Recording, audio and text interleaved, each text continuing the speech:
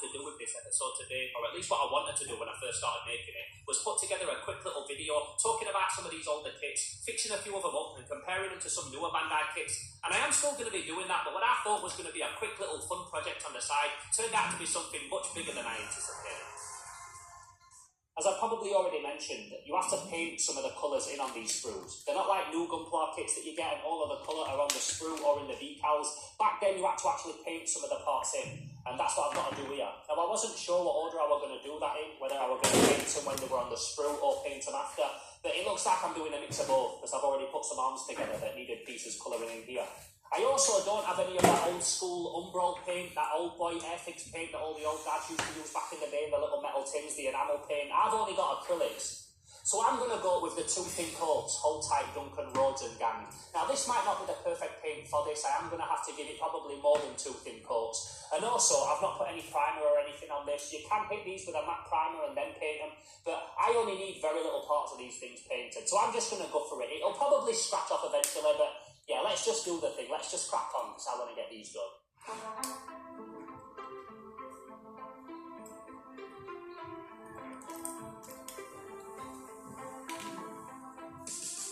Now the painting on this kit in particular was not too bad. A bit annoying, but not the end of the world. It was just a little bit of dark grey here and there, a little bit of yellow. Its face and its eyes also needed painting, but overall they were just small little areas, and for what it's worth, they really did make a difference. This is also all optional. The little booklet that this guy comes with shows you what it'll look like with or without the paint, but I think you'll probably agree with me that the painted version does just look that little bit better.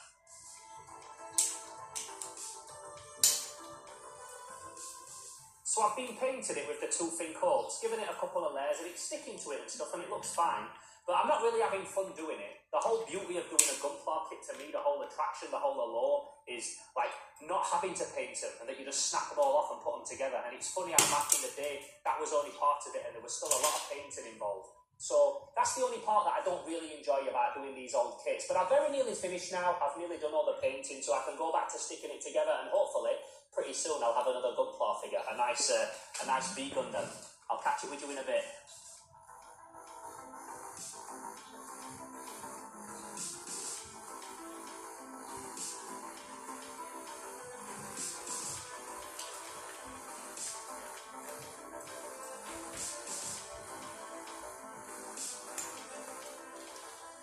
So other than the painting, this set did actually go together very easily, and I think if there wasn't any painting involved, and I also wasn't having to film 100 shots of me putting it together from interesting angles for this video, I would have probably had him completed in the best part of an hour. But like I said, that wasn't the case for both of these kits, and the following day, when I started working on the hammer, my skills as a hobbyist, and also my patience, was put to the test way more than I could have predicted. So next up, I'm going to build the hammer from Gundam ZZ or Gundam Double Z, whatever you want to call it. And what I've found from doing one of these old kits for the first time is that they actually click together pretty easy. They're like an entry grade kit. They're pretty simple, but the time it takes to paint them is kind of making this a little bit of a longer process than I expected. So I'm going to try and speed that up for this one. So what I'm going to do is, inside these little booklets is a paint guide, obviously, of all the little bits that need to be different colours. And ideally, this would have needed another sprue, because they want you to paint stuff that's the same green as one sprue on a turquoise sprue and vice versa, which isn't ideal. Like, I've got lots of paints, but it doesn't necessarily mean that I've got one that colour matches that perfect. So I'm going to have to find the one that at least does it like the best it can. I am going to do the matte lacquer thing as well on a few of these, just because it's going to make them easier to paint and easier for paint to stick to them. And I've also got a can of red, so all the red bits I'm just going to prime in one colour as well. So yeah, this is going to mean cutting a few things off the sprue first, painting them separately, and then hopefully assembling everything together at the end a lot easier. And a little bit more quicker than it took to do that one, because yeah, that took a little bit longer than I wanted it to, for real.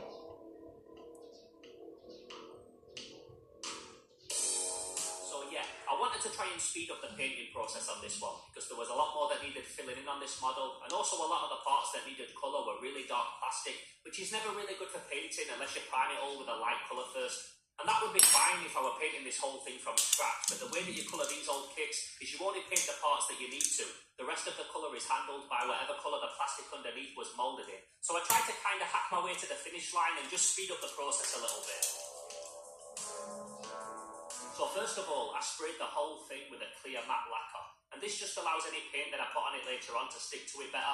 This does also mean though, if I make any mistakes, it's not going to be as easy to scratch off. And if I was painting this whole thing, then mistakes wouldn't really matter too much because I would just cut back with the opposite colour. But as I said, there's only certain parts on this that need painting. So I'd have to be super neat when I did that, which first of all was pretty hard because I was painting over dark green with yellow. And I know I could have probably started with a white base coat just to help the yellow take better. I decided not to this time though, just in case it didn't make any difference and I would have put more layers down than I needed to, which could leave brush strokes and things looking chalky. I mean, it might not have, but that was just my thought process at the time. Something else that made sense to me as well at the time that I was confident would work good is that I could mask off a bunch of parts with liquid masking fluid. So this is basically a liquid latex that you can paint onto any areas that you don't want to get covered. This means that I could spray paint everything at the same time, get a nice smooth finish on the parts that I wanted to be sprayed red, and then once that were all dry, I could peel off the masking fluid and be left with a nice sharp edge and finish. It was also heavily raining at the time, which means that I couldn't do any of my spray painting outside. Luckily, I was only having to do a little bit in some short bursts, and I do have an extractor fan fitted in my wall that helps suck out these kind of fumes and paint particles. But even with that, it's never a good idea to spray anything with rattle cans indoors, and under normal circumstances, I would always avoid doing it. Let's get a closer look at something, guys. For the feet seal here, which is now with the bottom. Another thing that I needed to spray red was the shield, and do this shield. I can't even tell you how much aggro this thing gave me. I started off by spraying it red, no problem, all good. But around the edge it needed to have this dark green border, and I thought, perfect, I'll just wait for the red to dry, add the masking fluid after again on all the bits that I want to keep red. I'll make sure that I do it really neat and add lots of layers. I've also got some Colour Forge salamander green spray paint that I can use to match the green that I need. This is perfect, this is all going to turn out awesome. Well, honestly, I couldn't have been more wrong. And not only did the shield mess up and not work, but all but one of the little jet booster things that I'd masked off as well all came out scrappy. Like, as far as I was concerned, a total fail. And being someone that always aims for perfection and likes things to look like they came fresh off a production line, I can't say that I wasn't gutted with how all this turned out, especially because by this point I'd already been working on this project for way longer than I'd wanted to. So I've not filmed a lot of this process because it was just winding me up and I was just trying to get it to look okay. But like that masking fluid just worked so bad. I wanted to try and speed up the process by using the masking fluid, but it's not worked. So then I went in after and tried to like paint up the little bits that the masking fluid didn't work on, and it's just made such a mess of this thing. And then I tried to scrape it off and it's just like all clogged up and started to look crap. Like, I am really not enjoying working on these old Gunpla kits that you've got to paint. I love building Gunpla kits, and like I said before, I love the fact that you just build them. You don't have to paint them. When I create the toys that I make on this channel, I always paint them, and I really enjoy painting them in big, bold colours, really neat, making them look like factory-produced toys. But when it comes to Gunpla, that's not what I want to do, and I wanted this to be a video that I got done in like 2 days. I'm currently on like day 4. I've not even started building this one yet because I'm having to work with masking fluid and just stuff that's not working out for me today. Like, this was supposed to be a quick video, and so far it really, really isn't. So it's very rare that you'll hear me rant and get negative on this channel, but honestly, I am not having a great time. Look at all the stuff I've got out. I've got thinners and clippers and masking fluid and paint, and there's little bits of masking fluid that I've picked off everywhere. Like, I wanted to have a nice chilled couple of days, neat, tidy work, working on some Gunpla kits. It's just not worked out that way. So now I've got to somehow strip this off, but I don't have any bio strip, I don't have any methylated spirits, so I'm going to have to use thinners, which can like corrode the plastic, so I'm going to have to do it really, really quick. I'll catch up with you in a bit. Now let me just say, in my defence, at the time of recording this, I definitely was a little bit stressed. And it wasn't even me stressing at the model kits, it was more of just how everything was going wrong and how I'd underestimated how much work we're going to go into them, and also trying to get them as perfect as I pictured them in my brain. And obviously, if you know me, you know that I am used to painting stuff. I do it every week. I just think for me personally, Gunpla building is more of a little palette cleanser that I like to do between messy projects. It's more of a fun and relaxing thing. And I just wasn't prepared for how much work I was going to have to put into these old kits. And again, this is not me firing shots at these old kits or anything like that. Don't get it twisted. These are incredible. These are almost 40 years old. For the time, these are like so innovative. This is definitely a me problem.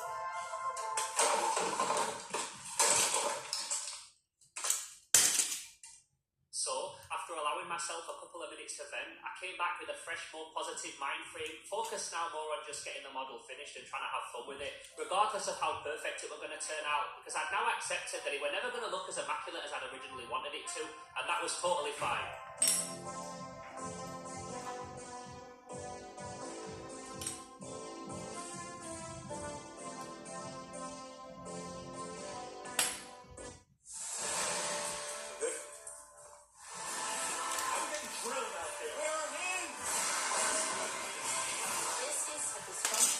So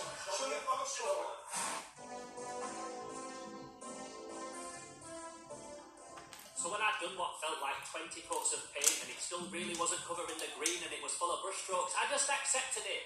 This guy also has the option of an arm that hangs on wires and a spring, but when I threaded them wrong and accidentally bent the spring out of shape, I just dealt with it. He doesn't need it. It would have probably looked weird and out of place anyway.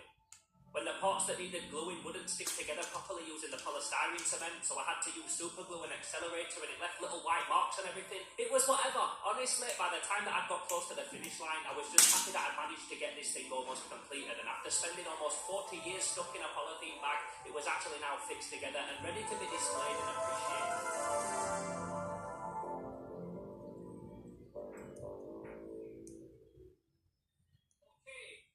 So it's now been a couple of days since I built both of these kits, and I've got to say, even though there were certain areas that tested me a bit with them and they were a bit longer than I wanted them to be, I've now been left with two model kits that I'm very, very happy with. So I'm going to show you the first one, which is Amuro Ray's mobile suit, his Gundam suit, the new Gundam, aka the V Gundam from the movie Shaw's Counterattack. Now, there's a couple of things that surprised me about this figure. First of all, its articulation. Because these are like almost 40 years old, these kits, I were expecting the articulation or like the stance on this one, the pose, to be pretty rigid, pretty basic. But no, it's actually got articulation that's very similar to like a modern day entry grade kit or a high grade kit or something like that. So yeah, quite surprised with the articulation. Not quite as complex as a new figure, but not far off. As you can see off camera as well, I also added his decals and I painted his sword and just did a little bit of touching up and stuff here and there to get it looking nice. I didn't do much panel lining on this thing, panel lining or power lining, whatever you want to call it. I didn't want to do too much, I wanted it to look quite retro. I like the action figure look on these. In recent times I've really been doing like as little panel lining as possible on these model kits, and I like the way that it looks. Just a little bit here and there, no need to do the whole thing, especially when they're old kits like this. So very happy with this kit, can't knock it, a very nice finished article, and obviously the other one that I built was this guy, the old school Hammer. And I've got to say, even though this thing stressed me out so much when I was doing it, out of these two kits that I've built, this is by far my favourite. And it's not only my favourite kit that I've built out of these two, it might also be my favourite kit that I've built in recent times. I really love the silhouette of it. When I was putting it together, I weren't quite feeling the fact that it was like a lot more simple. You know, I said about this guy, he's got really nice articulation and he moves a lot like some of the newer kits. This one is the complete opposite. He's got very little articulation, very simple. He stands a lot more simple, a lot more rigid. But once I clicked his head on him and I looked at the finished thing, I was absolutely gassed with it. I thought it was awesome. It kind of reminded me of like a scaled down Shogun warrior or a Japanese jumbo Machinga figure. There was also lots on this that I didn't paint. There were lots of areas of it that were supposed to be turquoise, but I didn't bother painting them and I thought that it might look a bit crap when I'd done it all. But no, it actually looked really, really nice. I like the simplified, stripped down version of the model kit. He's got all these different boosters and stuff that make him look like he's got this like mad samurai armor on or something. But he's also got that insect bug look as well. Honestly, I really, really love this kit. For how much jip I gave it when I was building it, now the finished article is something that I'm really, really pleased with. And I know I will have probably already mentioned it, but the fact that these were stuck in plastic for like 37 years, almost 40 years, it really brings me a lot of joy now that they can be like viewed and looked at and appreciated and displayed in all of their glory, the way that they're meant to be. Even though they're not perfect, especially this guy, even though there's like little tiny bits where I wish the glue was a little bit neater and stuff, the overall finished products, I'm really, really pleased with them. And it also just goes to show that even though there's so many people that are getting into Gunpla now, and it feels like, at least in the Western world, it's never been more popular, there's been people that's been building these for like 40 years, having to deal with all those little mishaps, all the little imperfections in the kits, and even though they've been refined so much nowadays, and we're now dealing with a product that's gone through years and years of testing to get to the point of